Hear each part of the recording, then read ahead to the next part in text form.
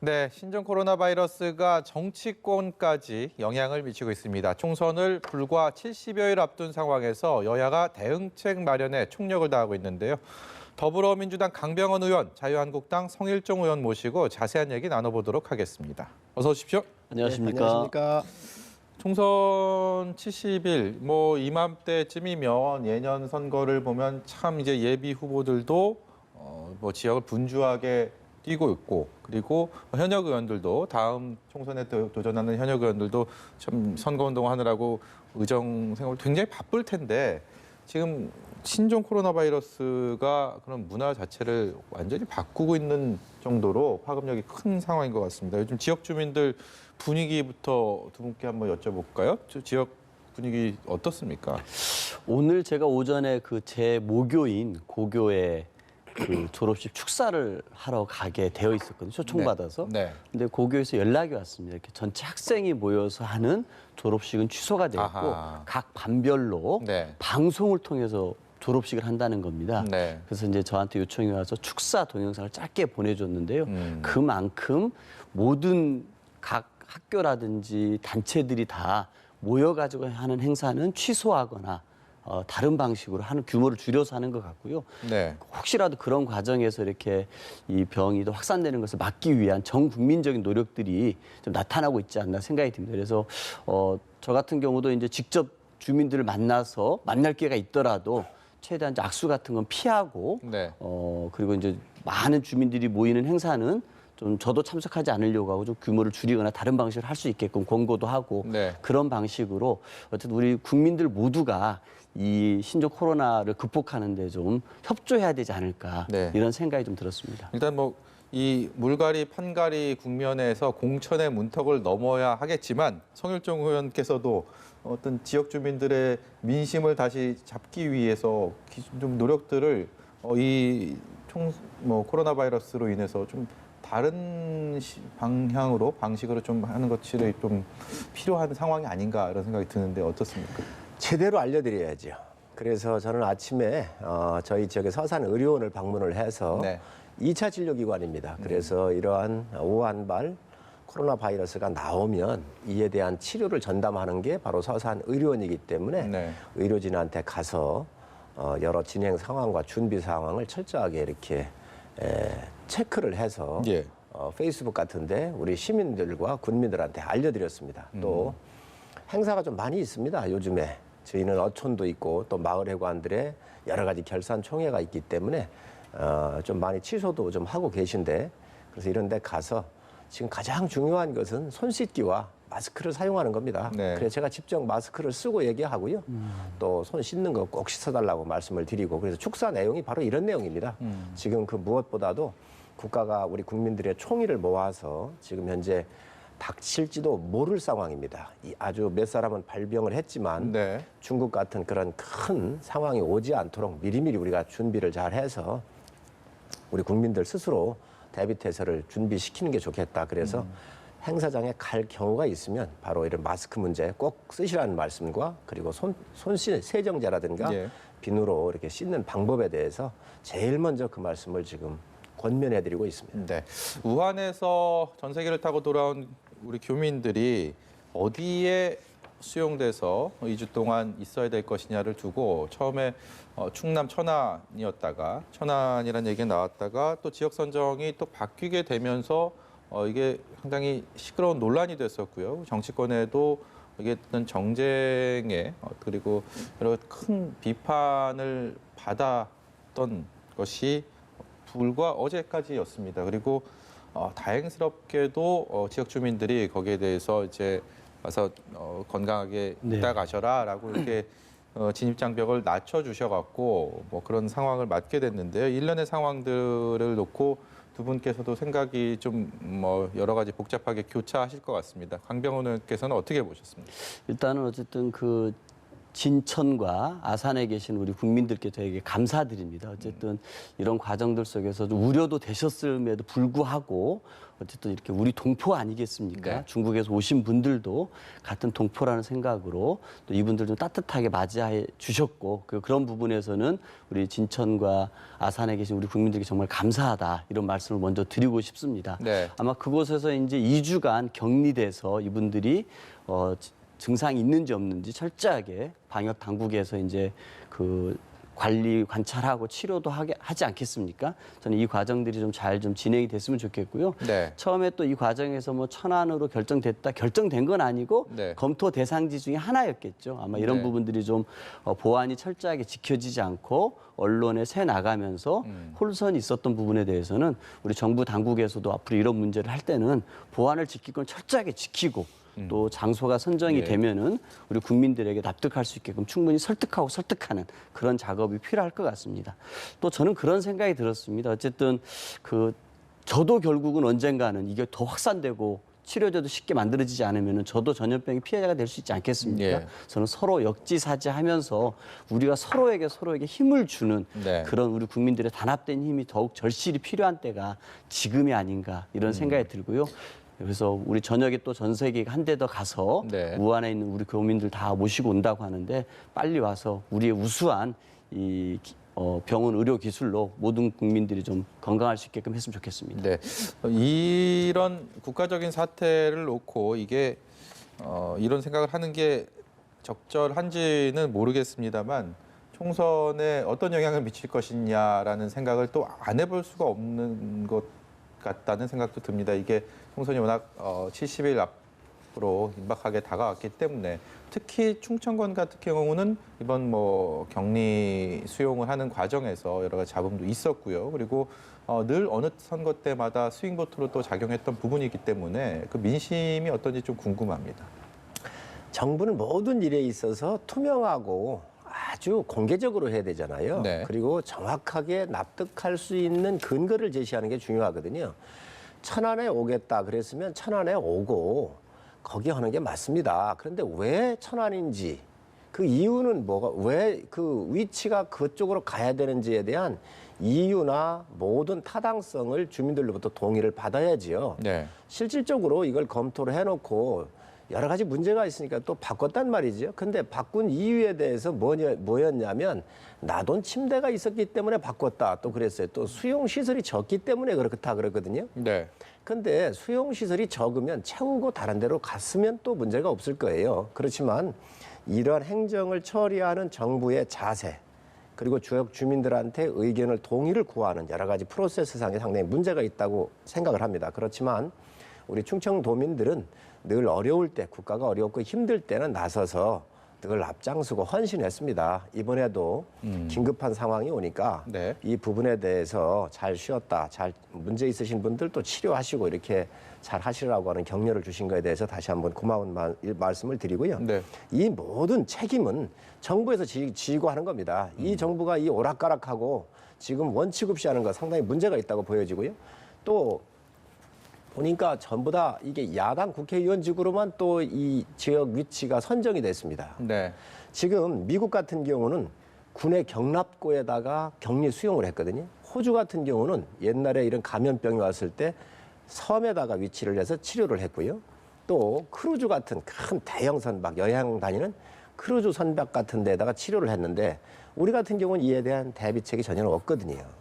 그리고 이거에 대해서 그 위치가 선정이 되면 예를 들어서 그 학교는 옆에 있는지 주민의 아파트라든가 또 여러 가지 이런 측면에서 이 주민의 주거단지하고는 어떤 관계가 있는지 이런 것들을 종합적으로 우리가 A안, B안, C안을 놓고 국민한테 설득을 해야 되는데 네. 정부가 이런 설득한다든지 이런 과정을 제대로 못했다고 생각을 합니다. 네. 자유한국당 역시 오늘 심재철 원내대표가 정부의 미숙한 대응이다라고 하면서 질타를 했는데요. 일단 심재철 원내대표의 발언을 듣고 오겠습니다. 어느 국민이 정부 여당을 신뢰하겠습니까? 우리 자유한국당은 국민의 생명과 안전을 지키는 데에는 초당적으로 협력할 것임을 누차 밝혔습니다. 공항 검역의 불편함을 초래할까 봐 현장 방문도 하지 않았습니다. 정부는 총력을 다해 구멍 뚫린 검역과 방역 체계를 속히 강화해 주시기 바랍니다. 네, 정부의 방역 대책에 대한 문제점도 지적을 했고 청와대 컨트롤 타워가 부재한 거 아니냐라는 지속적인 야당의 지적이 있습니다. 여기에 대해서는 어떤 견해 갖고 계십니까? 일단은 저는 어쨌든 심재철 원내대표께서 저렇게 따끔하게 말씀하신 거에 대해서 정부 여당으로서 정말 이렇게 진지하게 들어야 된다고 생각합니다. 저는 이제 국회의원입니다. 네. 우리 성일종 의원님도 국회의원이시고 코앞으로 총선이 다가왔습니다만 그럼에도 불구하고 저는 2월 임시국회가 필요하다라고 생각합니다. 그래서 정말 심 대표께서 말씀하셨던 것처럼 검역과 방역 시스템을 하기 위해서는 부족한 부분이 있을 겁니다. 네. 그렇다면 결국은 국회가 나서서 그런 법들을 또 완비를 해줘야 되거든요. 우리나라에서 이렇게 이 방역과 검역을 위해서 검역법 개정안이 여차 나와 있었음에도 불구하고 이게 국회 처리 안 됐던 것은 알고 계실 겁니다. 아마 17년 때도 이런 검역법을 한번 개정하자 그랬었는데 예. 국회에서 처리가 안 됐었는데요. 저는 이번에 이 여야 간의 이런 국가적으로 중대한 재난을 맞이해가지고 힘이 합쳐지는 부분이 있으니까 2월 임시국회를 열어서요. 이 검역법 개정을 좀 통과시켰으면 좋겠고 또 이렇게 부족한 정부의 검역 시스템이나 방역 시스템에 대해서도 따끔하게 질타할 건 질타하고 또 부족한 것이 있으면은 국회 차원에서 예산 같은 것도 팍팍 지원을 해줘서 네. 정부가 할 수 있게끔 해주면 어떻겠느냐 이런 생각을 합니다. 또 하나는 이런 건 한번 생각을 해봅니다. 이렇게 가끔 이제 이런 문제들에 대해서 왜 충청도를 홀대하느냐 이런 얘기들도 야당 의원들 얘기들이 나오기도 하고 네. 또 김성태 의원 같은 경우 왜 또 하필이면 김포공항을 데려오느냐 이런 얘기도 하시던데 이런 건 되게 불필요한 얘기입니다. 네. 저 이런 얘기들로 해서 이런 문제들에 대해서 국민들도 굉장히 근심이 굉장히 큰데 정치권이 또 이런 걸 가지고 정치 쟁점에서 싸우는 모습은 안 보였으면 좋겠다. 오히려 정부의 대책에서 부족한 부분에 대해서 아까 성일종 의원님 말씀하셨던 것처럼 정말 그 크루즈 같은 거를 하나 크게 준비해서 했으면은 국민들 다 안심했을 것 같아요. 네. 그런 아이디어 되게 좋은 것 같거든요. 이런 아이디어들을 가지고서 국민들을 안심시킬 수 있게끔 네. 국회가 아이디어를 모으고 힘을 모았으면 좋겠다 이런 생각 한번 해봅니다. 네. 정부가 일을 할 때 정말 잘해야 합니다. 그리고 실수하지 말아야 되고 그리고 원칙 있게 흔들림 없이 가야 돼요. 지금 컨트롤 타워가 없거든요. 여기에 두 가지 선례가 있는데 2015년도 6월 15일 날 당시에 새정치민주연합의 대표였던 게 지금 대통령이세요. 그렇죠. 문재인 대통령이잖아요. 그때 메리스가 아마 왔었을 거예요. 그때 뭐라고 말씀하셨냐면 대통령께서 직접 나서셔야 한다. 그래 국가 차원에서 자원들을 총동원해가지고 이 위기를 극복할 수 있다. 그러니 청와대가 컨트롤 타워가 돼야 한다 이렇게 말씀을 하셨어요. 네. 이명수 의원이 어제 의총에 오셔가지고 말씀을 하셨습니다. 이 위치를 바꾸는 과정에서 누가 결정했니? 복지부 장관, 질병관리본부, 행자부 장관, 청와대 정무수석 다 통화하니까 다 미루더라는 거예요. 왜 미룹니까 이거를? 국민들이 누군가 탁 나타나서 행안부면 행안부, 복지부면 복지부 장관이 나서가지고 총리실도 미루고요. 이거 같은 경우 대통령이 한 말씀이 있으시니 청와대가 딱 나서가지고 비서실장이 나서서 그 우리가 결정했다 이렇게 얘기를 하셔야 합니다. 그 이유는 이렇게 했기 때문에 그렇다라고 얘기를 해야 돼요. 그런데 네. 지금 현재 컨트롤 타워가 없습니다. 청와대는 만일에 대비해서 빠지기 위해서 이 부처로 미루고 있고 부처들은 행안부로 복지부로 뭐 총리실로 마구 미루고 있습니다. 이게 국민을 불안하게 하고 있다는 말씀 또 제가 말씀드리고 두 번째는 우한에 지금 보내가지고 비행기를 탔잖아요. 12분이 의심 증세가 있어가지고 1층과 2층 비행기 2층으로 격리해서 이렇게 탑승을 시켰습니다. 그런데 1층에 타고 온 분들 중에서 6분이 기침을 하고 열이 나고 해서 의심 증세가 났거든요. 네. 그래서 18분을 격리를 시켰습니다. 그렇죠. 예. 자, 그러면 이 6분 의심 증세가 없어가지고 일반 승객들하고 같이 오셨던 이 6분이 있었는데 이 6분 주변에 앉았던 분들은 어떻게 했는가? 아무런 대책 없습니다, 지금.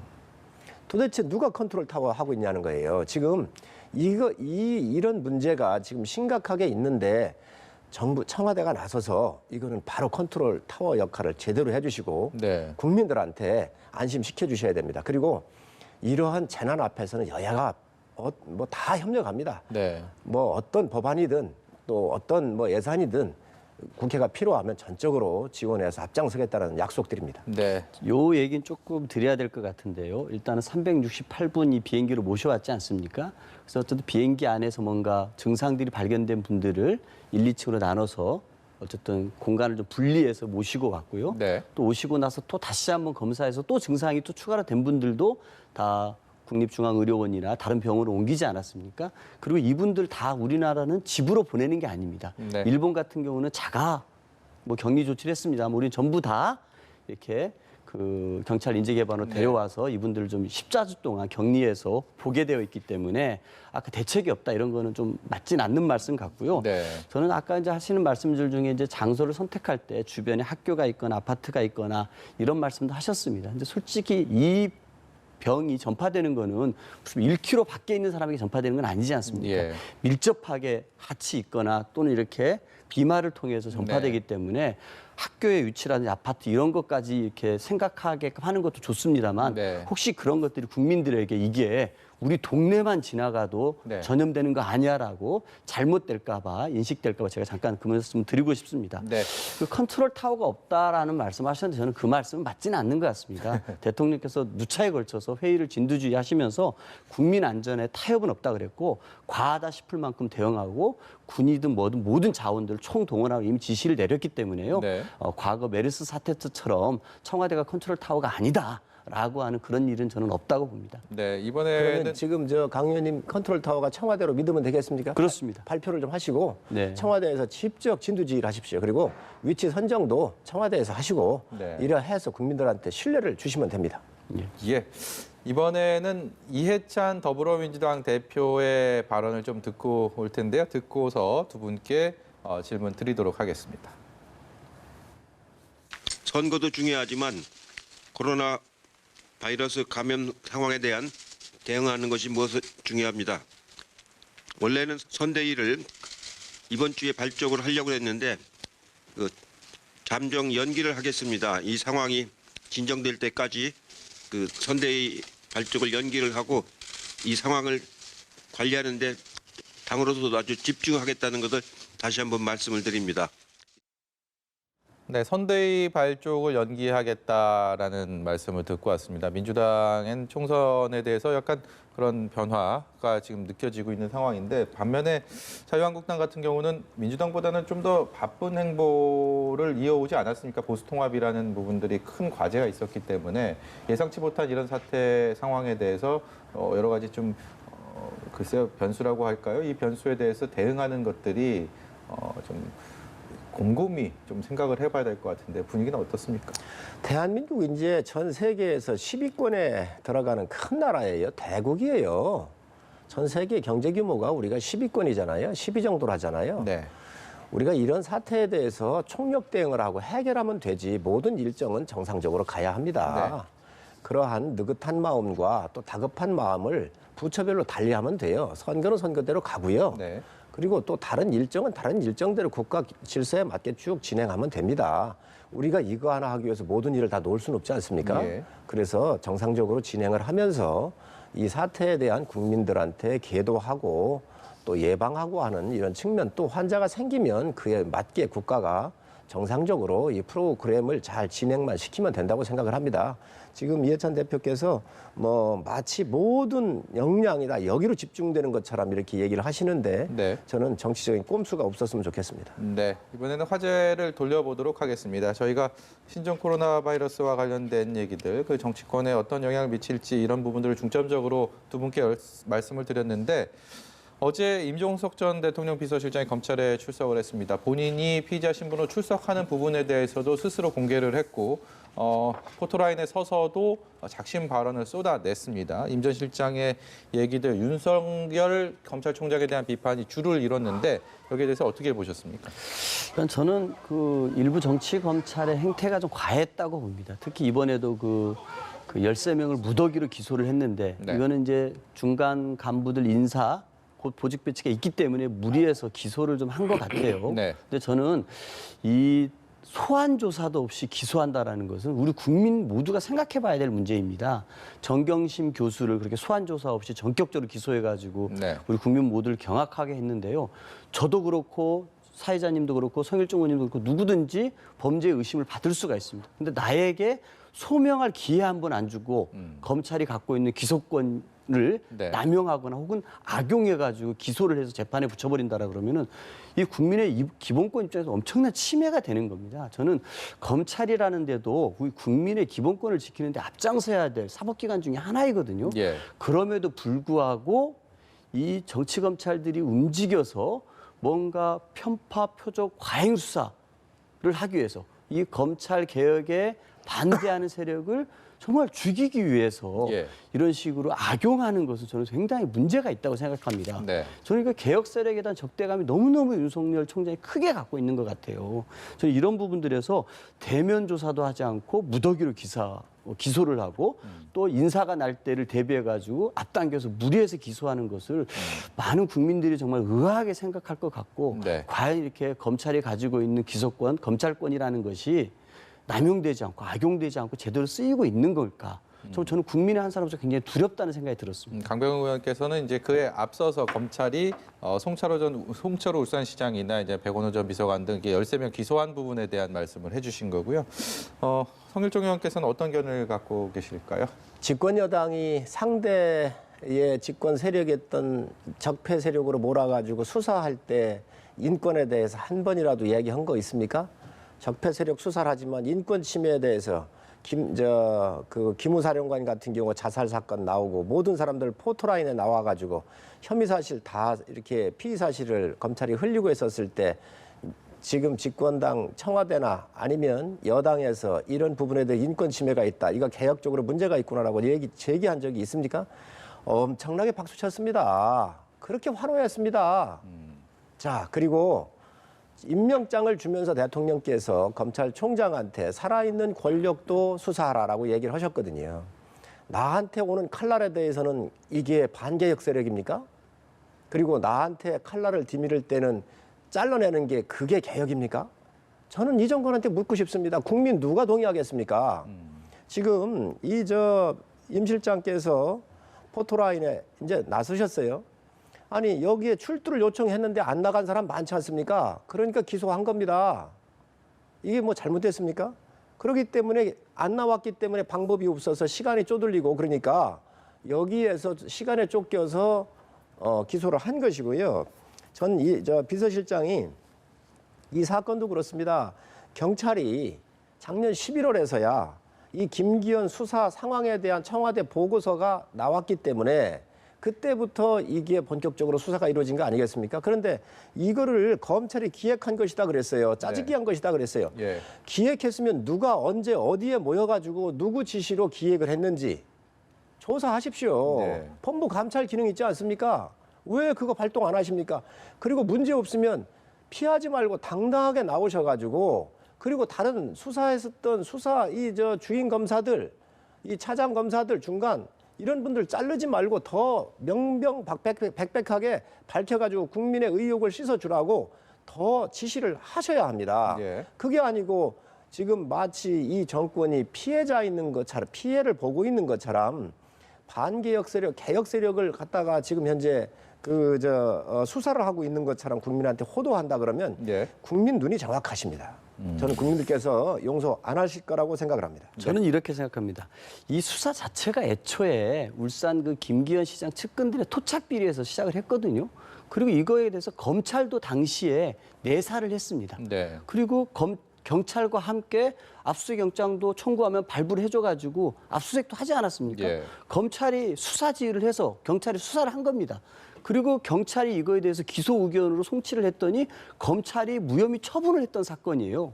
근데 이게 1년 남짓 지나더니 이게 울산지검에서 서울중앙지검으로 이첩이 됐고 이게 이 검찰 개혁을 추진하고 있는 정부 여당을 공격하기 위한 수단으로 악용이 됐습니다. 이건 우리 국민들이 다 알고 있습니다. 네. 당시에는 토착비리 수사였는데 이제 와가지고는 이게 청와대 하명 선거 개입 수사라고 얘기를 하면서 검찰 스스로가 바로 총선 코앞에서 선거 개입을 철저하게 하고 있는 것입니다. 네. 저는 이걸 명확히 봐야지 이런 부분들을 다 덮어놓고 정부 여당이 이런 부분들에서 무리하게 주장하고 있다 하는 것은 옳지 않다고 저는 생각합니다. 네. 제가 두 가지만 말씀드리겠습니다. 첫 번째, 백원우 이분이 뭐 하는데요? 백원우가 여기에서 토착비리 수사하는 데입니까? 청와대가 이거 개입할 수 있습니까? 개입할 수 없는 겁니다. 토착비리 수사를 하는데 왜 청와대가 개입을 합니까? 선거 개입을 해서 100원 밑에 있는 행정관을 파견해가지고 정보 수집하고 지침 준 거 아니에요? 그렇기 때문에 여기 문제가 있었던 겁니다. 두 번째, 송병기 전 울산 부시장 수첩에서 VIP가 직접 출마를 요청을 했는데 이게 했다. 그래서 네. 곤란하다. 면목이 없다. 수사하는 과정에서 증거가 나왔습니다. 그런데 이거가 청와대가 관련이 없다고요? 그리고 이게 토착비리 수사하는데 청와대로 옮겨 탔다고 얘기하는 것은 어불성설입니다. 국민들께서 네. 다 알고 계시기 때문에 이 부분에 대해서 청와대가 협조하십시오.